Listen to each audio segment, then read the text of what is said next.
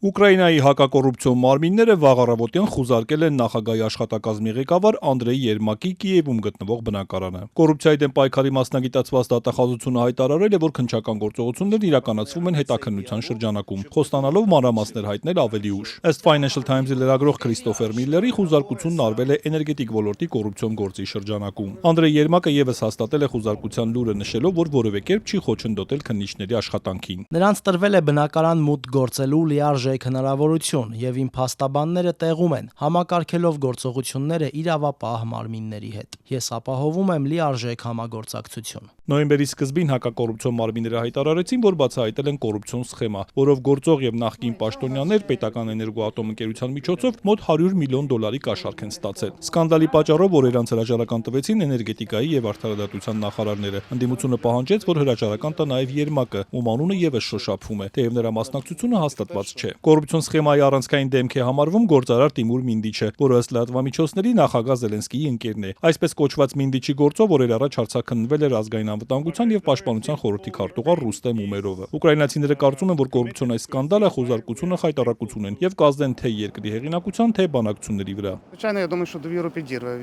Իհարկե, խոզարկությունը կխաթարի միջազգային հանրության վստահությունը Ուկրաինայի նկատմամբ։ Դա նաեւ կազդի բանակցային գործընթացի վրա։ Переговорний процес все-таки дійшов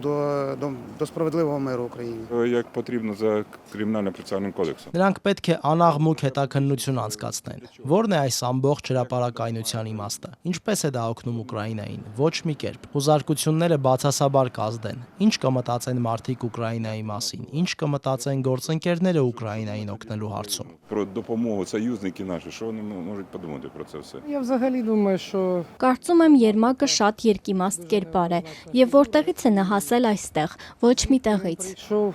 з нікуди. Խոզարկությունից ժամեր առաջ Անդրեյ Երմակը, որը նաև խաղաղության ամերիկյան պլանի շուրջ ուկրաինական բանակցային խմբի ղեկավարն է, խոսել էր պլանի մասին, ասելով, որ Ուկրաինան երբեք տարածքներ չի զիջի խաղաղության դիմաց, քանի դեռ Զելենսկին է նախագահ։ Սահմանադրությունն արգելում է դա Ատլանտիկին տված հարցազրույցում, ասել է նա, հավելելով, որ հիմա կարող են խոսել միայն շփման գիծը որոշելու մասին։ Նախագահ Զելենսկին հայտնել է, որ Ուկրաինան եւ ԱՄՆ-ն շաբաթավերջին կշարունակեն խաղաղության պլանի քննարկումը, ավելի մոտեցնելու դիրքորոշումները։ Նաև հայտնել է, որ հաջորդ շաբաթ եւս կլինեն բանակցություններ, որոնց կմասնակցի նաև ինքը։ Երեկոյան ուղերձում Զելենսկին ասել է, որ Ռուսաստանն արհամարհում է պատերազմը դադարեցնելու համաշխարհային տերությունների ջանքերը, հետևաբար պետք է ավելացնել ճնշումը։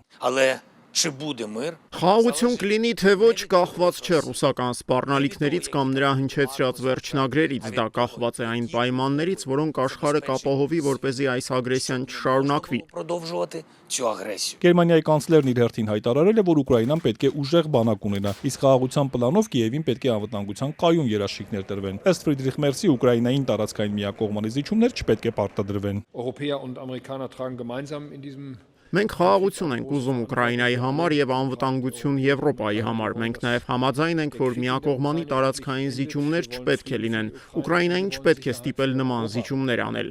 auch darüber ausführlich gesprochen. Կրեմլի խոսնակ Դմիտրի Պեսկովը հայտնել է, որ Վաշինգտոնը Մոսկվային է փոխանցել Ժնևում համաձայնեցված պլանի հիմնական պարամետրերը, որոնք հաջորդ շաբաթ Մոսկվայում կքննարկվեն ԱՄՆ նախագահի հատուկ բանագնաց Սթիվ Ուիթքոֆի հետ։ Դմիտրի Պեսկովն ասել է, որ Ռուսաստանը ցանկանում է առաջ շարժվել եւ հասնել խաղաղության, անկախ նրանից, որ Զելենսկին մեջբերում են ոչ լեգիտիմ ղեկավար է։ С одной стороны, действительно есть проблемы с легитимностью. Մի կողմից Զելենսկին բախվում է ոչ լեգիտիմ լինելու խնդրին, ընտրություններ անցկացնելուց եւ սահմանադրությանը հետևելուն հրաժարվելու պատճառով։ Մյուս կողմից բոլորը ցանկանում են եւ նախընտրում են առաջ շարժվել կարգավորման ուղղությամբ։ И вывести все в мирное